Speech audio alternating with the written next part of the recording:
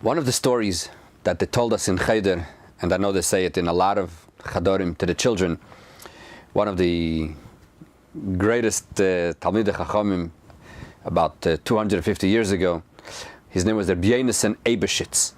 There are a lot of stories about Rabbi Yonasan Ebershitz. When he was a little child, he was extremely clever and smart. And the local priest and the local government, they used to like playing around with them and used to like to give him all kinds of riddles. He used to give them riddles. And one of the stories is that whoever it was then from the government came to the father and he asked him, this was about 4 or 5 in the afternoon when the kids come home from school, and he asked him, did Yonasan come home yet? So they said, no, he should be home any minute. So he said, okay, I would like you to tell him that he should come visit me in my house. The father said, no problem. He said, but I'm leaving a guard here to make sure that you don't tell him where I live. He has to figure out on his own where I live. Okay, the father had no choice. He had to obey. Rabbi Yonasan came home and the guard was standing there. And the father tells Rabbi Yonasan that this official would like to meet you. So Rabbi Yonasan said, sure, no problem. Do you know where he lives? He says, no, you have to figure it out on your own. Okay.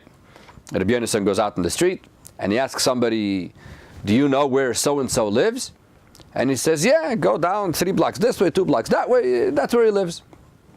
So he goes, he comes to the house of the official, and the official says, Yonasan, how are you? How did you know how to come? So he says, I went, I asked one person, and then as a matter of fact, I asked also a second person, and they both told me that you live here and here. So the official asked him, tell me, Yonasan, if one person would tell you that I live on the right, and the other person would tell you that I live on the left, what would you do? So Yonasan answered, well, I would ask a third person, and whatever the majority says, this is what I would do. Aha, says the official, so in other words, you are following the majority. So what happens when you have 70 nations that say that religion works in one direction and one nation says in the other direction? Which one do you follow? Yonasan didn't lose his cool. And he said, no, you got the whole story wrong, he says. When do I follow the majority? When I don't know which is the right path. So I go and I check what the majority says.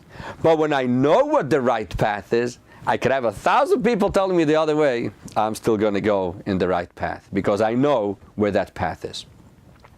That story was basically said to give chayas, to give more action to the learning, because many times people learn something and they go on to the next thing right away. But sometimes there's a question, sometimes there's something which is not clear yet. When we learn something, we have to understand it 100%. When we get an answer to a question, if the answer answers the whole issue, very good. But if it doesn't, we have to continue going.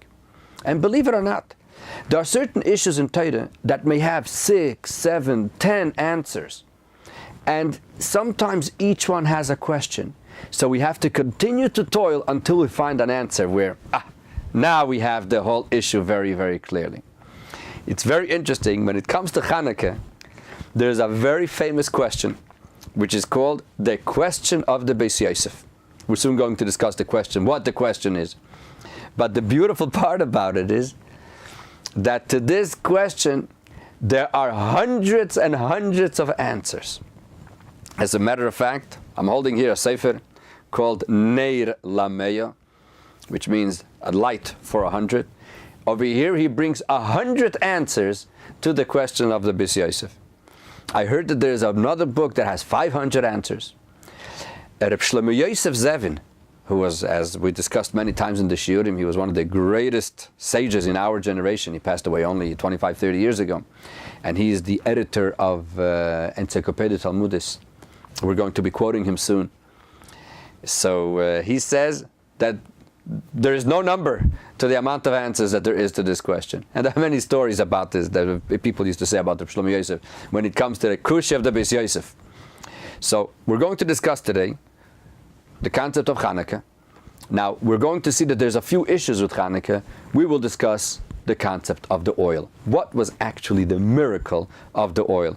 And we're going to see something unbelievable, a revolutionary idea, how the Rebbe explains what was the miracle of Chanukah. So let's go directly into our sources. This is all based on Likutei Sichos, volume 15, Chelik Tezvav, pages 183 through page 190. So, in source number 1, we're going to start off with the source of Chanukah. We're going to try to figure out what is this miracle of Chanukah. So let's go straight to the Gemara. Says the Gemara in Shabbos, Daf Chof Aleph Amud Aleph. I'm not going to go now into the whole thing why there is no special Masechta for Chanukah. Every Yom Tov has a Masechta. Purim, Pesach, there's Masechta Megillah, there's Masechta Psachim, there's Rosh Hashanah, Yom, Sukkah. Every Yom Tov has a Masechta. Why doesn't Chanukah have a Masechta? But that's another issue which we're not going to be discussing today. But we will bring the Gemara that discusses what is Chanukah. And the Gemara says as follows. The Gemara in Shabbos Daf Chaf Aleph, because the Gemara over there discusses what can you and can't you use for the lights, for the candles of Shabbos. And therefore the Gemara goes into Chanukah also, because Chanukah is also candles, lights, etc. Says the Gemara, my Chanukah, what is Chanukah? And the Gemara says the whole thing, and then the Gemara says these words. When the Greeks went into the Beis Hamikdash, they impurred all the oil which was in the Beis Hamikdash. And when the house of Chashmonai, of the kingdom of Chashmonai, they went to war with them and won against the Greeks, but good, they checked. They only found one little jug of oil that was laying there in the Beis Hamikdash with the stempel, with the seal of the Kohen Gadol, which means to show that it's kosher. And there was enough only for one day to light the menorah. A miracle happened, and they lit from that for 8 days. The next year, they established it, and they turned it into a Yom Tov, into a holiday, where we say Hallel and we praise Hashem, etc. So, according to the Gemara, it looks like a very simple thing. They were looking for some oil to be able to light the menorah. They found only one jug. It took 8 days to be able to go to the place where they could make some oil, and to be able to go and come back takes 8 days. So there was a miracle that what was enough for one day went for 8 days. This is what the Gemara says. So we're going to go now straight to the Kasha of the Bais Yoseph. The Bais Yoseph is the author of the Shulchan Aruch. And before he wrote the Shulchan Aruch, the Code of Jewish Law, he wrote a pirush, a commentary on the Tur. Very, very extensive commentary where he brings all the sources for a lot of the halachas, a lot of the laws. And he made a concise version of the Bais Yoseph, and that became the Shulchan Aruch, sort of a summary of the big Bais Yoseph. So in his pirush, in his commentary, he asks a very interesting question. And in order to make this in a very, very simple way, there, as I mentioned before, one of the greatest sages in our generation was Reb Chaim Brisker, the author of Encyclopedia Talmudis. Besides for Encyclopedia Talmudis, he wrote a beautiful sefer called HaMoyadim B'Halacha, the holidays in Halacha. And he has beautiful essays. And he has an essay on this question of the Bais Yoseph. What was actually the Nes of Chanukah? And he doesn't bring, obviously, 100 answers, but he brings 7 or 8, which are the general concept that will give us the various ways how we can look at it. So we're going to quote, basically, his essay, because this is going to give us a very beautiful summary of this whole beautiful subject. So go to your source number 2. This is taken from Amoyadim Balacha, page Kuf Nun Ches. In the new edition, it's on page Kuf Pei Ches. And he says as follows, Rabbi Chaim Yosef.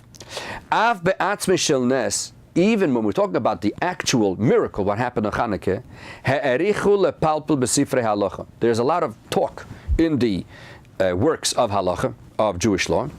Ha'noise ha'yesodi, what is the main subject? Kushas Bais Yosef, the question of the Bais Yosef. What is the question? Mikiven shebepach hanimtza. Since in the jug that they found, for one day there was oil, so really the miracle was only for 7 days. One day they had oil for. So, how many days was the miracle? 7, not 8. So how could you call this the miracle of 8 days? Why did they make the holiday 8 days? Says Reb Chaim Yoseph, there is no number to how many answers there are to this question. I believe that they say that the Mordechai Eliyahu, Zecher Tzadik Levracha, he one time said that Reb Chaim Yoseph, between the time that he said this until he was going to print the entry of Chanukah, he must probably had another whole bunch of hundreds of answers. And from when he went to print that until he actually went to the print, he had another few hundred answers to the question. But here he says, Ein mispar, there is no number to the amount of answers that are given to this. So he will bring down a few of them, a few interesting ones, and he says as follows: Bais Yoseph the Bais Yoseph himself gives 3 of the answers. Go to source number 3, tiruta aleph. What's the first answer? They took the jug and they divided it into 8 parts. And every night, every night they used to put in an eighth of whatever they found. But that was enough until the morning. V'nimtza comes out that every single night you had a miracle. Why? Because every night they only put an eighth of what really they found, and if an eighth goes for the whole night, that's a very big miracle. So that's why we have the Yom Tov for 8 days. And in a parenthesis he brings Rabbi Chaim Yosef on this question. All the Mefarshim ask,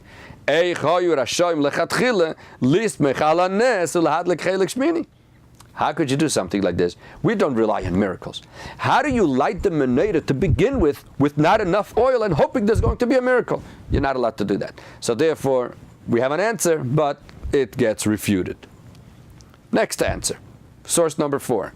Look at your tiruta base, the second answer. They took the jug, they filled up the menorah until the top. They filled up everything. They took the jug, filled up the whole menorah. Now the jug should be empty. They looked inside, it's full again. So that happened the first night, the second night, all the nights. So before we said that they divided into 8. Now we say no. He filled up everything. The Kohen Gadol filled up everything, and after finished filling up everything, this should have been empty. No, it's full. So now we understand how we have a miracle for 8 days. Soon he's going to refute this also, and after the next answer. Let's go to the answer number 3. This is in your source number 5. Tiruta Gimel. The first night they put in, like we said before, the oil into all the containers. And every night, and the whole night, the candles lit. In the morning they came and they saw, it's still full. Last night it was supposed to go out. No, it's all full. And so every night. So there was a miracle every single day. Comes Reb Chaim Yoseph and says, we have a problem with both of these answers. Either that the next morning they came and they found the jug that was full, or they found that the menorah was full. What's wrong with it? They ask on these last 2 answers. We come back to the original question, to square one. Either the first day or the 8th day, they didn't need the miracle. There was no miracle.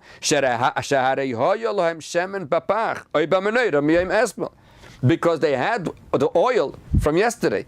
So one day for sure they didn't need this miracle. So the question is, what was the miracle? Next answer from the Taz. The Taz is one of the greatest commentaries on the Shulchan Aruch. Later we're going to make a short summary of all the answers, because we could group them into 2 basic groups. Go to source number 6, HaTaz Tiritz, the Taz answers. Bezoyhar mevur, the Zoyhar says very clearly, she'ein hakadosh baruch hu oisen neis elo al davar sheyesh nikvar be'ezu mida. When does the Rebbe make a miracle? Something that has already some measurement. There's something there already. Why? She'ein habracha sheir al davar reikam. There's no bracha. The Rebbe does not give us blessing on something which is empty. There has to be something, and on that the Rebbe gives a bracha that it becomes even more. Therefore we must say, the first night, he filled it up till the top, but it didn't end till the bottom. There was a miracle that only some of it was consumed. Some was left. So we have the bracha for the second night. In other words, in theory, the first night there was no miracle because they had enough for one night. The answer is no. Even the first night, it didn't consume the whole thing. It only consumed partially. So this way, the next night, for the second night, the Rebbe made a miracle, and it filled up again. So every single night, you had a miracle. That's what the Taz says. Another answer, in your source number 7, the Pri Chodesh. Pri Chodesh is also a very important commentary on the Tur, the Shulchan Aruch. It says like this. Al nes Hashem kavu be'emes yom tov shiva yomi bilvad. It's true. The miracle was only for 7 days. Ve'hayom harishon asu yom tov. Why did they do the first day? Lezecher nitzachon hamilchama la'yevonim. To remember the war. They won a very miraculous war. So the first day is to remember the war, the winning of the war. The other 7 days was the nes of the oil. So therefore, we can understand why we do it for 8 days. Number 8, the Netziv. The Netziv is from Volozhin. He passed away about 120 years ago. Actually, his son, together with Rav Zevin, made the Encyclopedia Talmud. This is his son that made Bar Ilan. So he says something very interesting. He says as follows. We mentioned before, if you go back to your source number 1, we said that the Gemara says, that there wasn't enough to light only for one night. Only for one night. Comes in Netziv and he says that really there is a dispute on what is exactly the version here in the Gemara. The Shiltas, one of the old Sfarim, he brings that the Girsa, that the version over here is even for one day. If the version is that there wasn't even enough for one day, so also the first day was a miracle. So now we understand how all 8 days are a miracle. Let's go to the last answer, number 9. And again, we're going to make soon a short summary. Number 9 says that Shlomo Yosef as follows. Bechugei ha-yeshivos, in the yeshivish world, the world of the yeshivos, Revachas Shmua b'shem Reb Chaim Soloveitchik, one of the greatest geniuses, 2 generations ago. His name was Reb Chaim Soloveitchik from Brisk, and he used to come out with these revolutionary ideas. So he has a way how to answer this question. Leyashev akushya ba'ofen mekoyri. He has a original way. And he said as follows. Hu hoisif lachker, he continued to analyze over here. Eich yotzu yedei chayvas adlokas hameneira be'es Hashem. Whichever way you turn around, Reb Chaim says you have a problem. Whether you tell me that every day they took an eighth, or you tell me that every night it went till the bottom and then the next day it refilled. Whichever way you turn around, there's a problem. What's the problem? The Rebbe just said that in the menorah we have to put oil from an olive. The second day it wasn't oil from an olive. What does it mean, olive oil? Oil that grew on the a tree of olives, and it's made from those fruit. But this one, the one that they used in the Beis Hamikdash, this wasn't oil of olive oil. This was miraculous oil. So how could they make a bracha on it? How could they do it? And not only that, I'm sure many of you know the story in Tanakh, in Malachim, with the Elisha. Elisha, he was the Eliyahu Navi's student. and he revived the child, etc. But there was a story first that the lady came and said that she needs money. They're harassing her because she owes money to people. And he asked her, what do you have in the house? She said, I have a jug of oil. And the famous miracle that he told her, get as many vessels as you can. And she was able to fill them all up with oil. So comes the question, did she have to give meiser from that oil? Did she have to give a tenth? What do you say? You have to give meiser? Let's look at the Radak. The Radak is one of the most important Pirushim on the Tanakh. The end of source number 9. Ki yotze bekasav Radak, she'oise shemen hanes shel Elisha, that oil that Elisha produced, haya patur mimaisres. They didn't have to bring meiser. They didn't have to bring a tenth. Why? Because it's miraculous oil. If it's oil that grows from the ground, yeah, then from olives that grow, sure, you have to bring meiser. But over here, it's something which is miraculous. You don't have to bring meiser. So if you don't have to bring meiser, why? Because it's not considered olive oil. So for sure, you can't use it for the meneda. But what's the whole big point? Answers Reb Chaim. Now here comes a very interesting answer for Reb Chaim. Number 10. V'tirat Reb Chaim. Bal korcheinu shehanes lo hoyo bekamus b'teisefes shemen. It wasn't a miracle in the quantity of the olive oil. That sometimes it went full, it was empty, it was refilled, not didn't refill. No, it wasn't in the quantity. Elo be'eichus. It was in the quality of the olive oil. Shenisatzim koyach hashemen, that the oil got a special power, stronger than usual. If usually a jug like this goes for a night, the oil of Chanukah was able to do this much in 8 nights, because even an eighth was enough for a night. So the oil was a stronger type of oil. V'dolak shmeina yomim, and it lit for 8 days. Me'ato, now, ein makom l'kushis Bais Yoseph. There's no more the question of the Bais Yoseph. Why? Heim iru es kol hashemen shebepach li'menoida. They took the oil and put it all into the menoida. Elo shebechol lailo ve'lailo, every single night. Kol chelik hashmini mimeno. An eighth went away every single night. So therefore, hanes ha'ya'efa b'yamarishan mamish be'oisa mido atzmo. So the miracle was on the first day in the same exact measure, shebishar hayomim, like in the other days. And then he continues that according to this, we can explain our whole machlokes, whole dispute between Bais Shammai and Bais Hillel.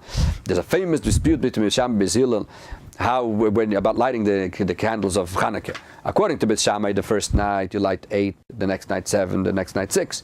According to Bais Hillel, we do the first night 1, the second night 2, the third night 3. And we're not going to go now into the machlokes, but he says according to this, we could understand what Bais Shammai and Bais Hillel are talking about. Bottom line, from all these answers, what comes out? That we can group all these answers, and not only the ones that Reb Chaim Brisker brings over here, but even the ones from the other Sfarim, that either they're saying that the miracle was in the quantity of the oil, which means they emptied, let's say they emptied the jug and then they found that it was refilled, or the oil was consumed from the menorah and the next morning it refilled. In other words, they got back the same quantity they would have lost. Or we're talking about quality, that every night only a little bit went, only an eighth, only part of it, because the oil was stronger. So it's either in the quantity or the quality. But according to everybody, it was consumed and then it came back. Or it was consumed gradually.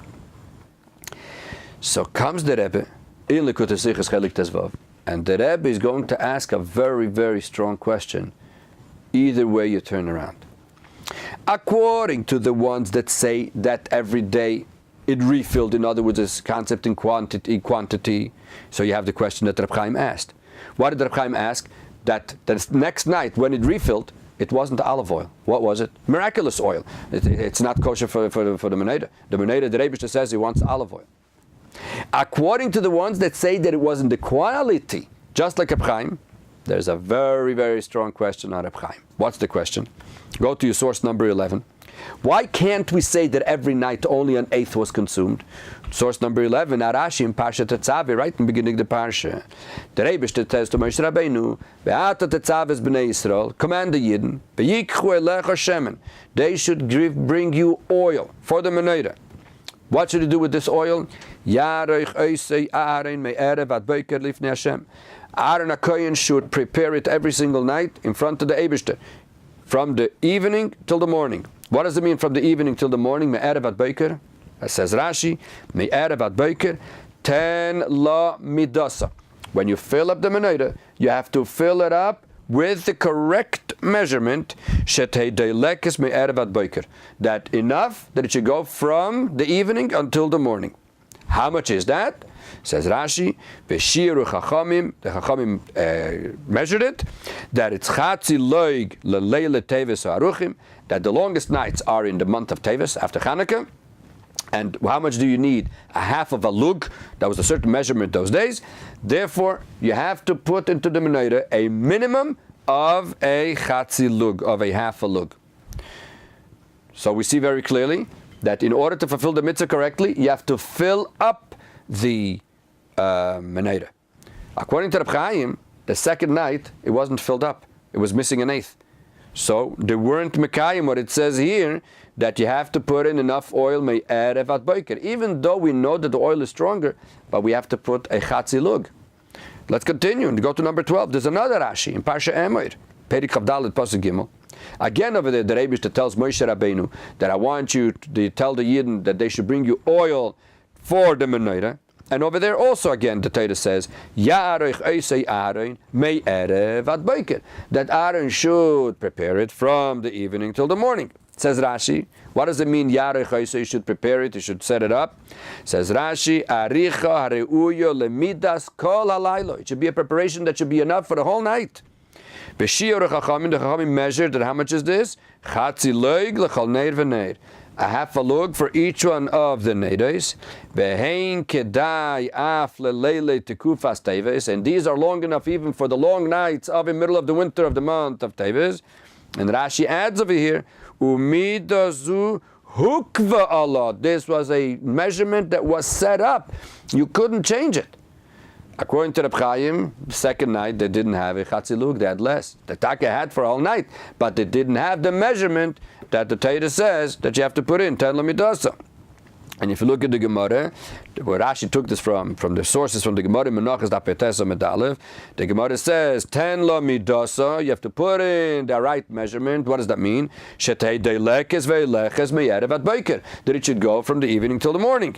V'shiaru Chachamim, says the Gemara, the Chachamim measured that this is a chatzi lug me'urta ve'atzafra, that you need a half a lug from the evening till the morning. So therefore, we can't say the answer of quantity for sure we can't. Why? Because it's not olive oil, it's miraculous oil. Quality we also have a problem, because you have to fill up the menorah completely to the top. Not only that, we have another question. Look at your source number 14. There's a Gemara in Zvachim. The Gemara in Zvachim Daf Peches Amud Aleph says as follows. Omar Shmuel said that when they used to bring things to the Beis Hamikdash, flour, oil, wine, all the things that they used to use, it didn't become holy until it was put into the vessel that it was used for. Says the Gemara, Amar Shmuel, klei shares, these vessels that are used in the Beis Hamikdash, ein mekadchin ela shleimin.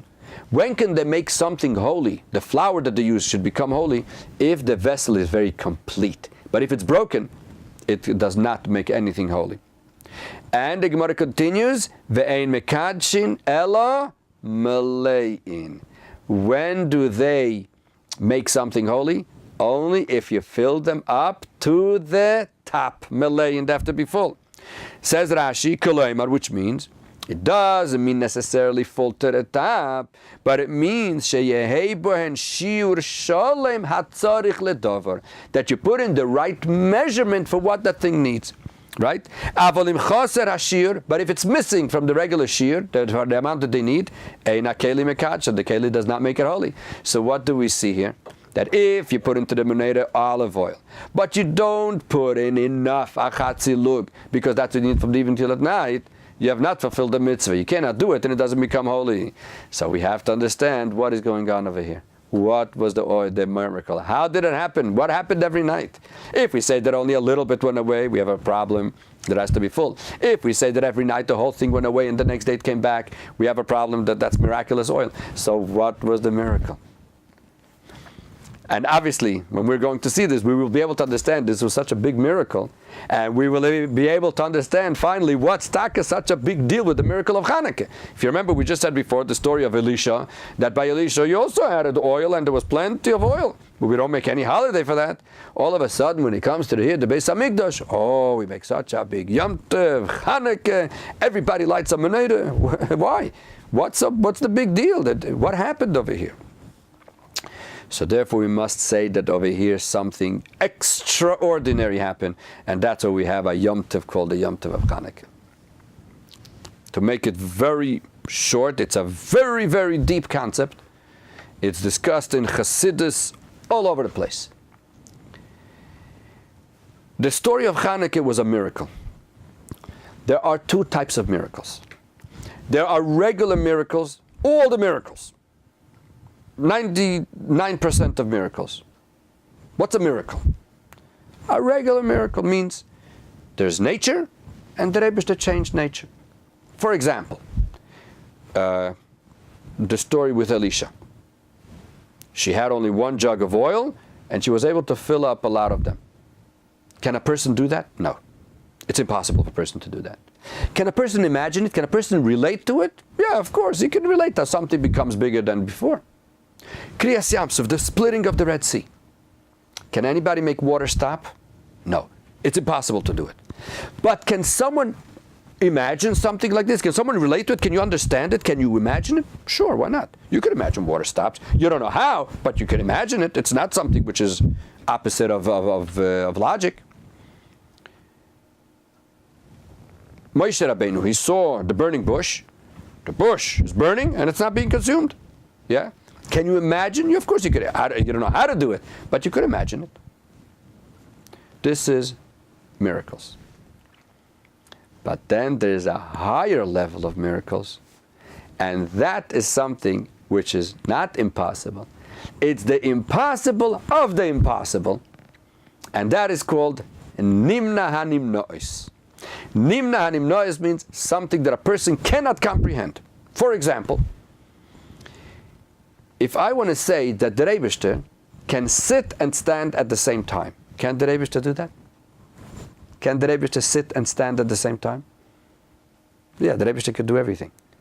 Can a person understand in his wildest dream sitting and standing at the same time? No, he can't. This is something that the brain just cannot understand it. So what's a bigger miracle? The regular miracles that a person can imagine, or a miracle which is the impossible of the impossible? Of course, Nimna HaNimnois is the top. And we're going to see something very interesting, a big machlokes between the philosophers and the Rashba about this subject. Let's give a look into the source number 15. The source number 15, this is from the statement. We're going to see something amazing here soon. The source number 15, it's from the Sefer HaChakir of the Tzemach Tzedek. It's a very, very deep and beautiful sefer where he analyzes, the Tzemach Tzedek, the third Rebbe of Lubavitch, analyzes sort of philosophical points, but really it's obviously all in Torah how it works. And he says as follows, source number 15. Ayin b'tshuva sarashba siman taf yud ches. Look at the tshuva of the Rashba in number taf yud ches. The Rashba was in the time of Tosfos, right after Rashi, and about 800 years ago. It's an amazing tshuva. It's a responsa, which is, I think, about 10 pages long. And it's not all written by the Rashba. It's the people wrote a question to the Rashba. They were philosophers and dealt with philosophers, and they were trying to explain to the Rashba what philosophy says about the Eibishter, and where the Rashba refuted what they were saying. What did they say? Look in source number 15. Be'inyan das ha-philosophim, the das, the opinion of the philosophers of philosophim, ha'oimrim sheyesh lenimna teva kayim.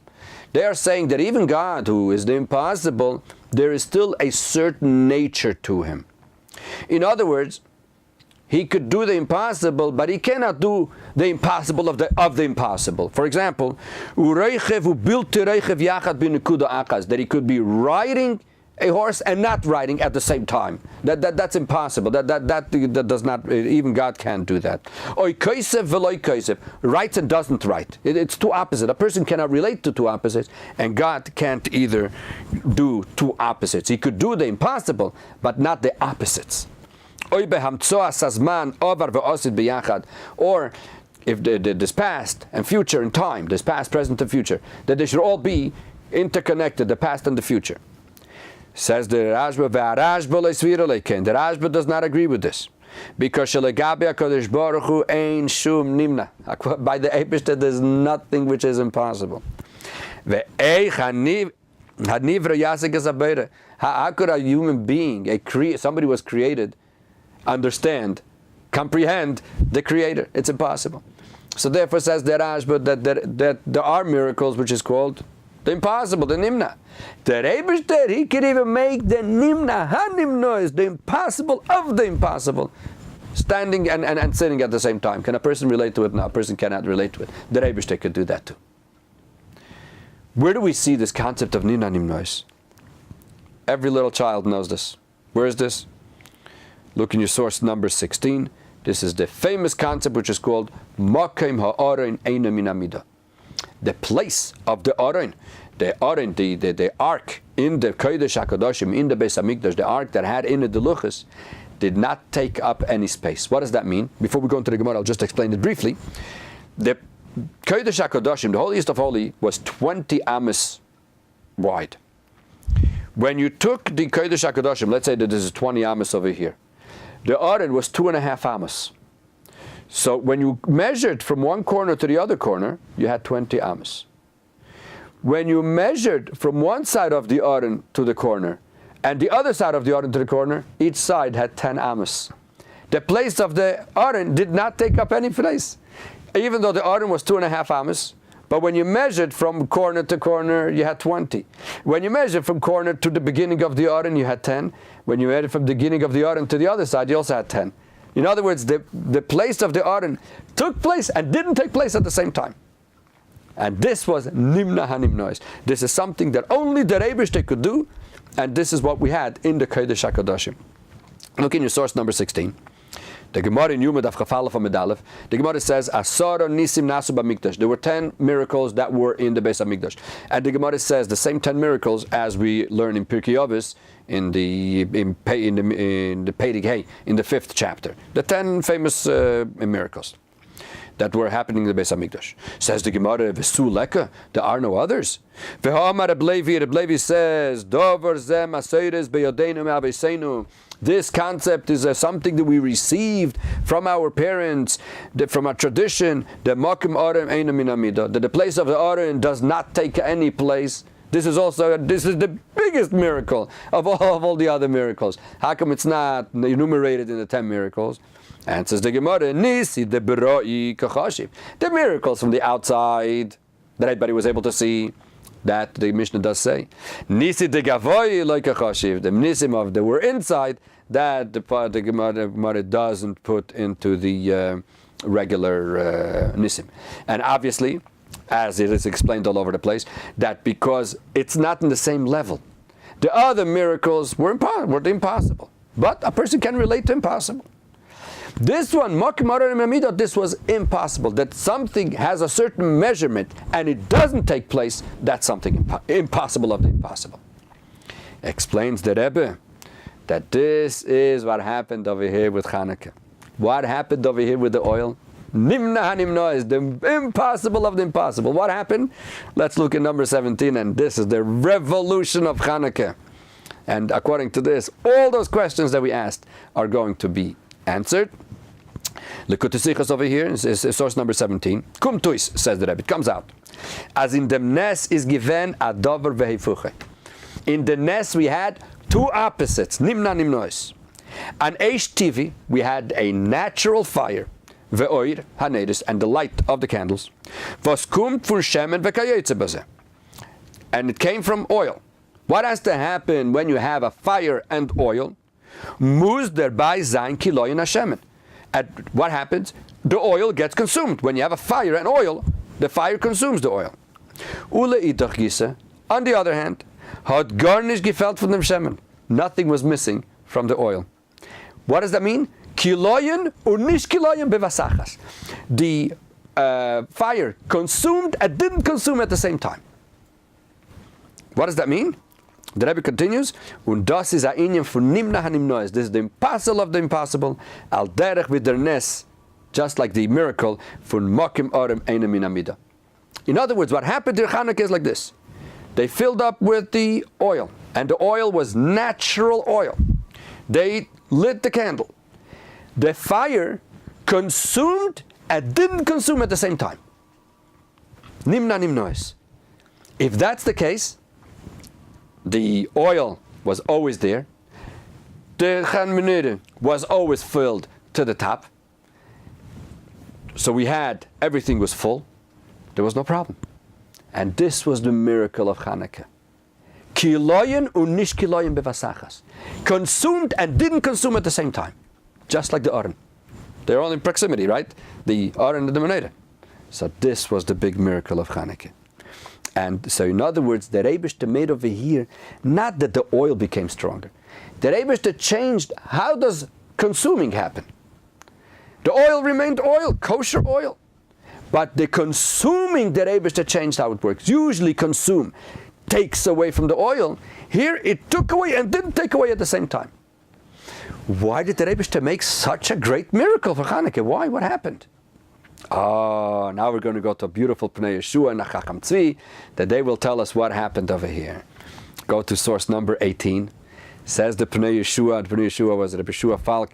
He was about 300 years ago. He wrote a beautiful pirush on the Gemara. So in our Gemara in Shabbos here, he says as follows. There's a massive question here. Why do we have such a big miracle?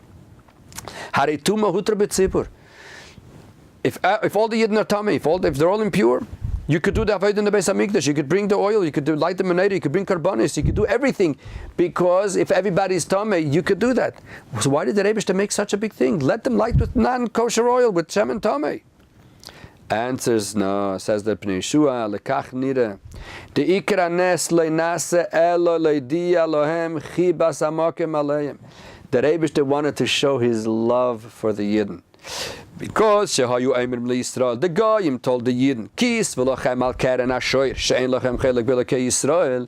They wanted the Yidden should make a declaration that they do not believe in the Eibishter, that they're ready to give up on Torah, and the Yidden went to Mesiras Nefesh to give up their life for Torah. Lekach nasa lehem nes. That's what the Rebbe made them such a big miracle. Lehidiyah shechazru lechibasan harishayna, that they are the Rebbe's beloved. The Rebbe, how does he show that he's there, but that the Yidden are their beloved? When he makes such a massive miracle, that means that the Rebbe is right here, because no one else can even try to do something like that. That shows that the Yidden are beloved. And the same thing we find also for the Chacham Tzvi. Reb Tzvi Ashkenazi, he was also approximately 300 years ago. And he writes a Simon Pezayin, source number 19. The Rebbe wanted to show his love for the Yidden, and that's why he made them this miracle. Why tak? What did the Yidden do then that they deserved such a miracle? Explains the Rebbe. Look in source number 20. Says the Rebbe, Likutei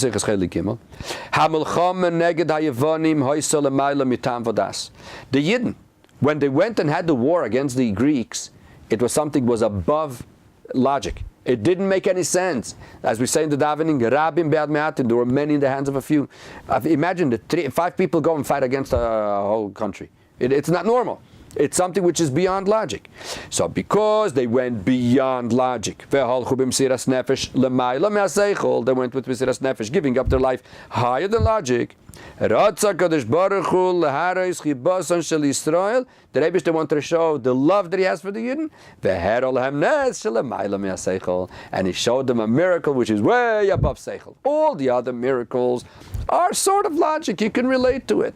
This miracle of kiloyin unish kiloyin bevasachas, consuming and not consuming at the same time, that's something logic cannot take. Why? The Rebbe to pay the Yidden back. Because they did against logic to follow the Eibishter, the Rebbe to pay them back to show that he loves them.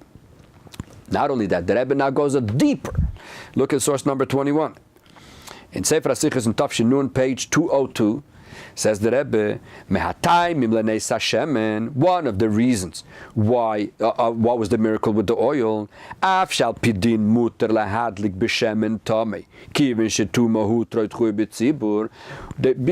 according to halacha, the Yidden were allowed to bring oil which is tummy, which is impure, without a problem, because everybody is impure. For example, the Korban Pesach you could bring if everybody is impure. And the same thing is here. Why did the Rebbe give them this oil which was tahir? To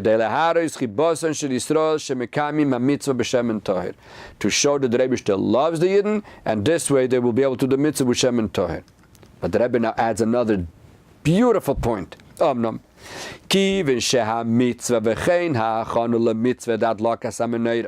However, since the mitzvah of alighting the menorah has to be in a natural way, that Eibishter gave 613 mitzvahs in this material world, that we should do it naturally.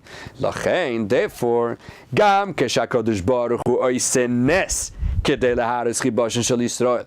Even when the Eibishter makes a miracle to show how much he loves the Yidden, that they light with the oil which is tahir. How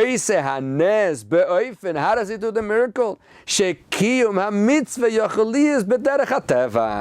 makes it that the mitzvah should be able to be done in a natural way. Because then the mitzvah is complete. So the Eibishter makes a miracle that the oil should be natural. How is it possible that oil should be natural and should last for 8 days and be natural? Answers the Rebbe, very simple. The Rebbe made such a miracle, which is called Ninanim Noise, that he didn't consume at the same time, so the oil remains a natural oil. So we have a miracle that turns out to be natural. And the Rebbe continues, and therefore is going to answer another very interesting question. Just going to give you a little preview. Why did the Rebbe make it that they find this olive oil with the chaysemes, with the symbol of the Kohen Gadol? The Rebbe could have made a miracle. Then send them from above, a jug of oil, and finish. That for sure is pure. Let's continue. What was the beginning of the whole miracle? Like we mentioned before in source 1 from the Gemara, that they found a jug of oil that was there with a stamp of the Kohen Gadol. Not that God sent from heaven a little bottle of oil. They found naturally a natural bottle of natural oil, and it burnt naturally, miraculously, for 8 days. And the Rebbe continues, and even in the coming days, the second day, the third day, the fourth day, because it didn't have enough just for 1 day, and they made it for 8 days, says the Rebbe,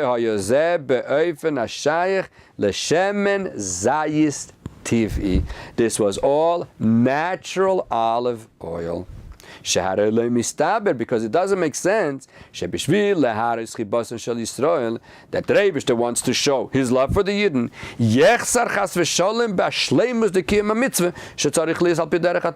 That the Rebbe should give them a half a story. You should give them olive oil, but they can't do the whole mitzvah naturally.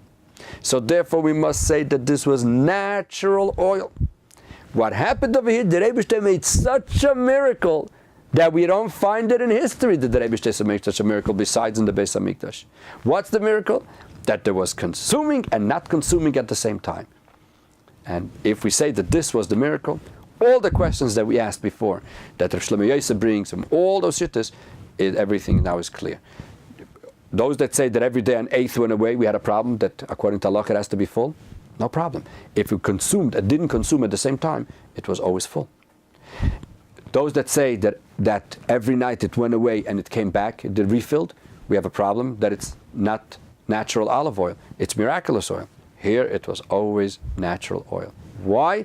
Because the Rebbe wanted to show his love for the Yidden. The Yidden went above logic when they fought the war for Hashem, because they wanted the Yidden to forget the Torah, and they said, no, we are not going to do that, that Eibishter paid them back, and he gave them such a great miracle that they could do the mitzvah in the best of ways possible. And if that's the case, we see that we took care of all the questions that we asked. We have a question, number one. What is the question of the Bais Yoseph? Obviously, we discussed that. But what was the real miracle of Chanukah? The real miracle of Chanukah is that Chanukah was not a regular miracle like Kriyas Yamsuf, like the splitting of the Red Sea, or Purim, or all the other ones. This was a miracle which was nimna nimnois. It was the impossible of the impossible. And in history, we don't find such miracles. And therefore, we make such a big deal of Chanukah. Look, there were greater miracles? No, there weren't. This was the greatest type of miracle possible. And therefore, when we have the story with Elisha, with the jug, that one seems also to be the same type of miracle of Chanukah. No, that's not. By the miracle of the jug of oil from Elisha, it just made more and more oil. Here, God changed, did the impossible of the impossible, that it consumed, that didn't consume at the same time. And by Mela, we can understand what we brought from the Talmudim of Reb Chaim Brisker, that they're saying that every night an eighth went away because the oil was stronger. Well, according to the way we explain it, that every day it remained full because it consumed and didn't consume at the same time. The question of 10 lamidasa, that we have to put in the right amount every day, we took care of that because it was always full. So if that's the case, we see that there's a revolution in the concept of Chanukah. Why we make such a big deal. And that's the reason why we make such a big deal that we want that we should be lighting the menorah on the outside, because this is the mitzvah that shows leharos chibason, the love that the Rebbe has for Yidden. So the Rebbe makes an unbelievable miracle. Midah keneged midah, measure against measure. The Yidden go with the Eibishter above logic, because it's not normal what the Yidden do in Golus, that they follow the Eibishter. The world doesn't get it. And we are doing it, which is above logic, because we follow the Eibishter. And the Rebbe has in that Sichos, I'm not going to go into it right now, beautiful, that these three types of ways of looking at the oil, whether the miracle happened once a day that it refilled, or it happened throughout the day that it gave power into the oil, or that it happened the impossible of the impossible, these are the three types of Mesiras Nefesh that a person has for the Eibishter. A person, the first Mesiras Nefesh is in the morning. He says, Shema Yisrael Hashem Elokeinu Hashem Echad, in the davening, and that usually lasts for the whole day. That's the first type. But then there's another deeper one, that when he goes out to the world and he starts having stumbling blocks and concealments, so then he needs another stronger Mesiras Nefesh. That's the quality. And then when we have the real big issues where we have to go with like bulldozers, like they had in the time of Chanukah, then we know that the Rebbe gives us the powers of Nimna HaNimnois. I know it's another whole subject. It's very interesting how the Rebbe just goes in one thing after another regarding Chanukah. But at least now we can understand what the greatness of the miracle of Chanukah, that it was a Nimna HaNimnois, the impossible of the impossible. The previous Rebbe said, we have to listen was the Lichtelach erzählen, what the lights tell us, and this is what the lights are telling us. The Rebbe loves Yidden, because the Yidden do things which are not normal, so the Rebbe does things for us which are not normal. And just like the Rebbe did miracles for us by Yomim Mohem, we are certain that He's going to do miracles for us Bizman Hazeh, in this month of Kislev, because this year we are going to be not lighting the menorahs just in our own homes, but in Mitzvah Hashem we're going to have the third Beis Hamikdash, and we're going to see the menorah full with the oil. Teikef u'miyad mamish.